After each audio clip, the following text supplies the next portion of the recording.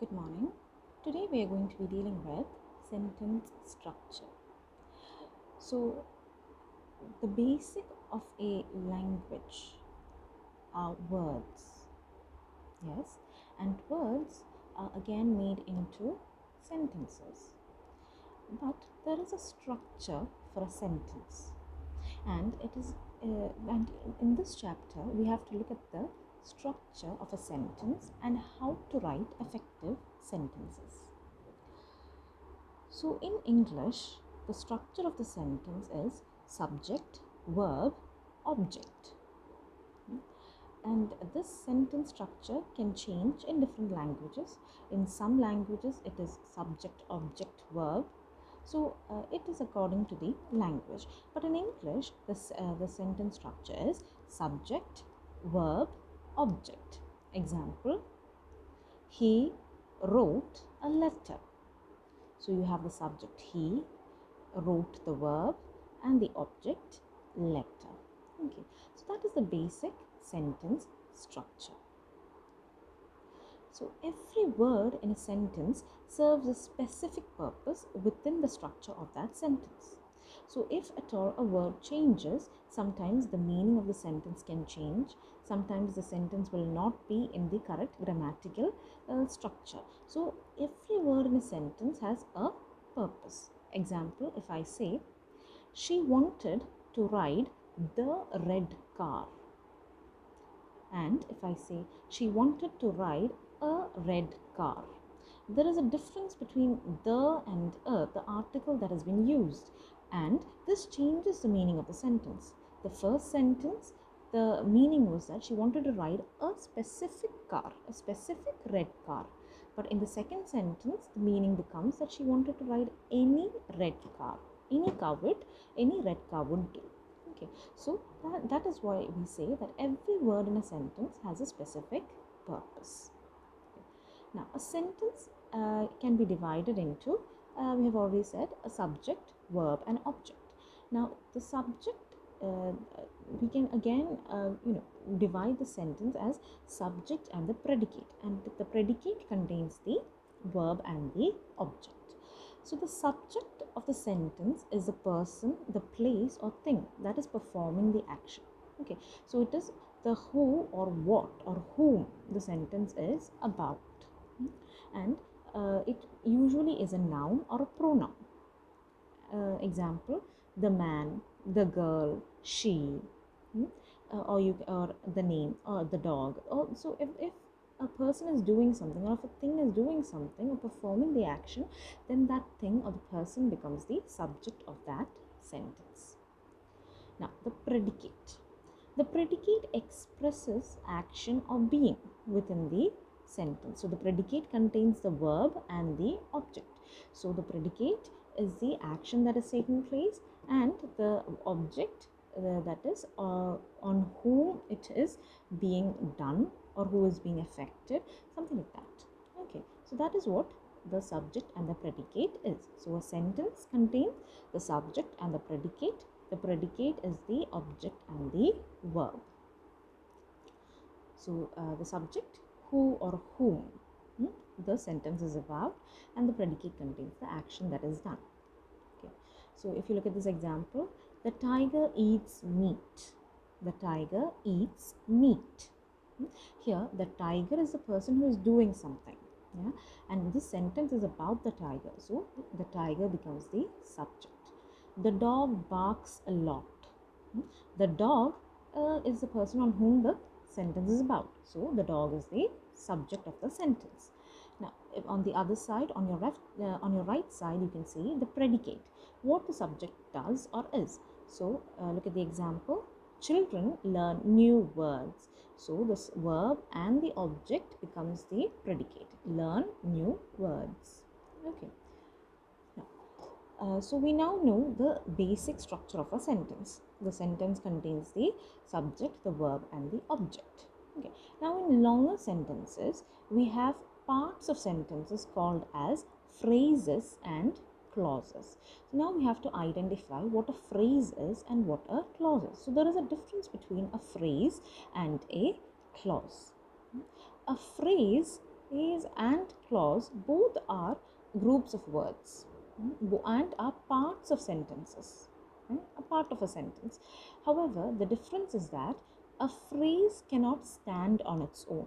It has no independent meaning. It can only add meaning to that sentence. It cannot stand on its own. That is because it does not have a subject and a verb. So, phrase is a small group of words that cannot stand on its own, that has no independent meaning of its own. Example, if you look at here, you have the information age.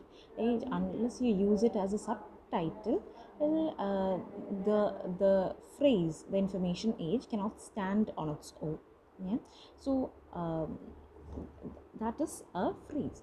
Now, what is a clause? So, what is the difference between phrase and a clause?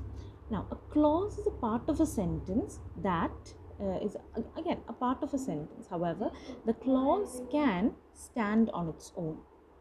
It has a complete meaning on its own. That is because the clause contains a subject and a verb.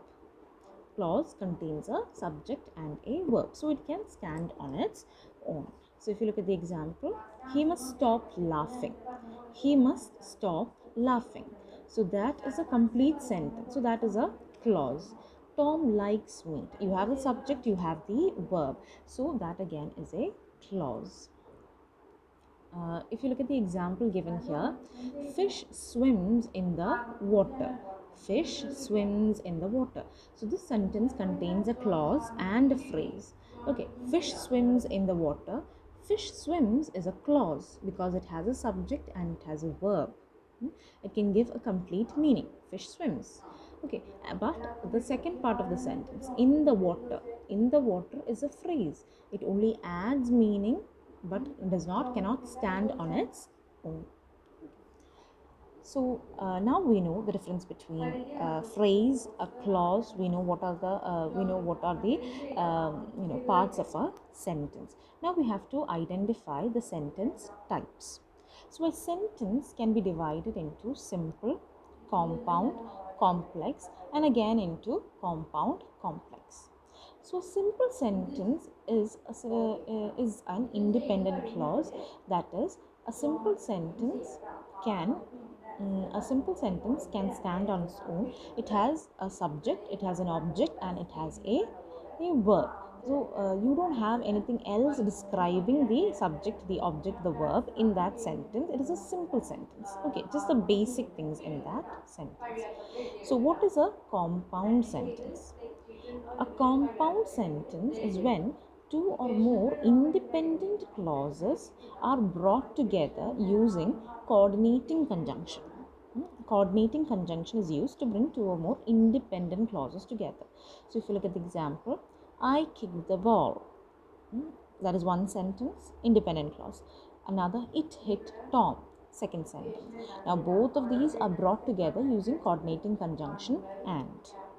Now, complex sentence. Complex sentence is when one independent clause and two or more or one or more dependent clauses or phrases are brought together using subordinating conjunction. Since it is a dependent clause, it is we make use of subordinating conjunction. So, independent clause, Tom cried. Tom cried because subordinating conjunction, the ball hit him. So that is a dependent clause. Okay. Now, what is a compound complex sentence? Compound complex sentence is when we have both compound and complex in the same sentence. That is, compound. What is the feature of compound? Two or more independent clauses are brought together using coordinating conjunction. That is the first thing. Now, complex sentence, again dependent clauses also brought together using subordinating conjunction. So you have both of them. Okay, so look at the example. Tom cried because subordinating conjunction, the ball hit him, and coordinating conjunction, I apologized immediately. Okay, so that is the compound complex sentence. Okay. So you can easily identify the compound and complex sentences, because in a compound sentence you just have to look for the coordinating conjunctions. So look for these conjunctions: for, and, nor, but, yet, all these coordinating conjunctions. And complex sentence, you have the subordinating conjunctions. You can easily look for subordinating conjunctions like because, after, before, when, since, if, whenever, all those subordinating conjunctions. Okay. So now we know how to write our sentences. Hmm? But do we know how to write effective sentences? Hmm? Just by writing a lot of sentences, we may not be conveying the correct meaning, or we may not be conveying exactly what we need to convey or express. So it becomes, the sentence becomes a failure. So when we can actually express, or express what needs to be expressed, or when the sentence serves the purpose for what it is meant, then only it is called an effective sentence. And for our to create effective sentences, we have some points that we need to remember. Okay, so the first point is to avoid no not construction, unless and until we are actually emphasizing the negative idea. So we have to show it in a positive light. Instead of saying no, not, could not, did not, instead of these no, not constructions, we can make use of different words that express the same meaning. Example: he did not like. Instead of that, we can say he disliked. It conveys the same meaning, but we are not using the no, not phrases, so it is in a much more positive light. Okay, so the second point is that a good sentence prefers specificity to generality. So when we are writing in very general terms, sometimes the feeling of that sentence is lost, or we cannot convey exactly what needs to be conveyed. Especially if you're writing fiction, sometimes we need to convey the details. If at all the details are not conveyed, sometimes even the atmosphere that we are trying to create might not be correct, it might not be expressed. So just look at the example: the fearful sounds of the night kept me awake. A very vague, very general sentence, because we don't know what are the fearful sounds of the night. But look at the second sentence: the fearful sounds of the night, the hooting of the owls, the baying of the wolves, not to mention the screeching of the foraging bats, kept me awake during the night. So the fearful sounds of the night, the fearful sounds of the night, we are actually now specifying what are the fearful sounds of the night. So we can actually imagine, oh, okay, these were the spooky sounds of the night, and the eerie feeling that we get from reading that sentence. So a good sentence always prefers specificity to generality.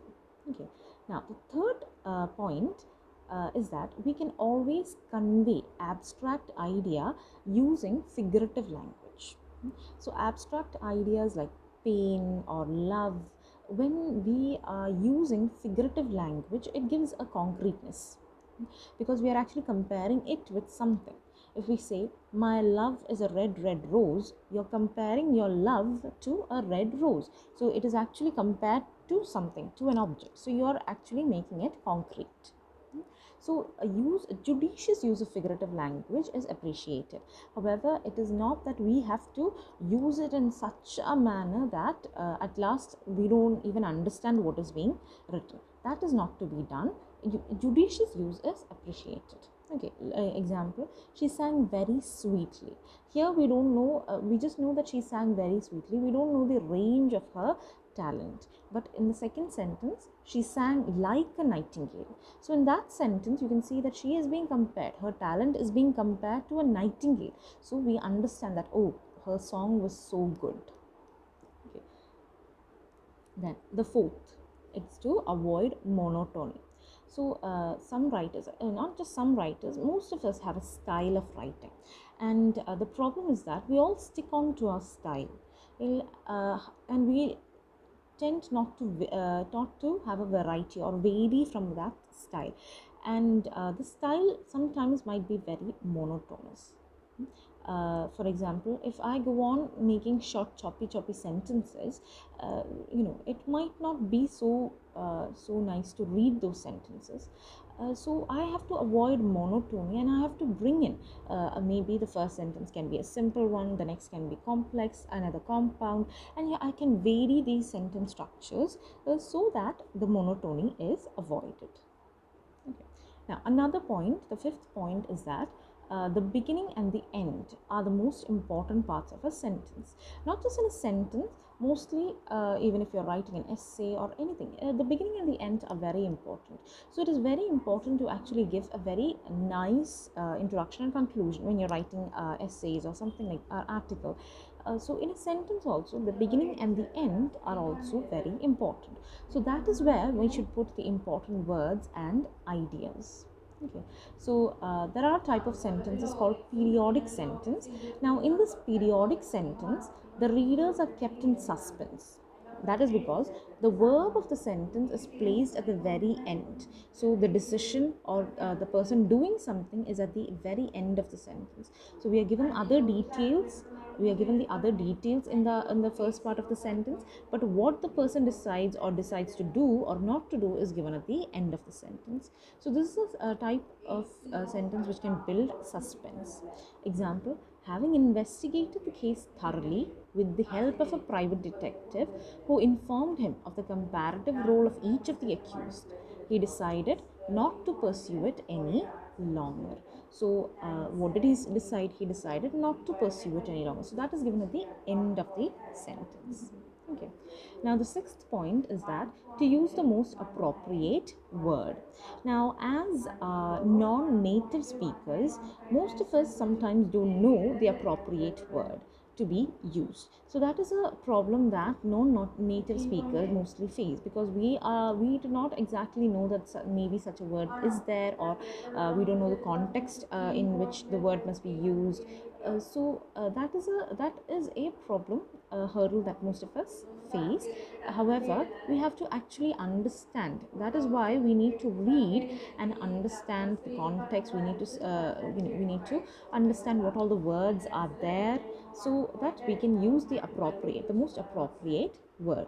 So instead of saying, I heard from the kitchen the sound of cutlery, instead of that whole thing, there is a word, clatter of the cutlery falling on the plates. Okay. Now, seventh point is to avoid short choppy sentences. Avoid short choppy sentences and to subordinate the less important facts. So we have to learn to subordinate less important facts using subordinating conjunction, and to compound the sentences using coordinating conjunction. So if you look at the this faulty sentence, this faulty paragraph, you can see Columbus was born in Portugal. He was given 3 ships by the Queen of Spain. He became famous as the discoverer of America. He died in poverty and neglect. So if you look at that sentence, if you look at that paragraph, you can see that all of these sentences are very short. So if you look at the improved version, you can see that the improved version is much better. So just look at the improved version. Columbus, who was born in Portugal, was given 3 ships by the Queen of Spain. He became famous as the discoverer of America. However, he died in poverty and neglect. So the entire paragraph has been revamped. It has been now you can there is a ease for reading, better comprehension. You can even, there is a connection between the sentences. So we have to learn how to avoid short choppy sentences, to subordinate the less important facts, and to compound the sentences. Okay, now the eighth is to avoid faulty parallelism and mixed metaphor. So sometimes we write things using commas. We write many things parallel to each other, but sometimes these don't always match. So we have to avoid faulty parallelism. So just look at the example. John was taciturn, shy, and lacked the courage to face people. So you don't need to again and again and again go on about the same thing. Here the parallelism is faulty. You can say John was taciturn, shy, and timid. That is enough. Now, mixed metaphors. So sometimes, in the same paragraph, we write two or three metaphors together, and the paragraph gets a bit confused. So we have to avoid mixed metaphors. We should only use there needs to be a judicious use of metaphors, but not too much. Okay.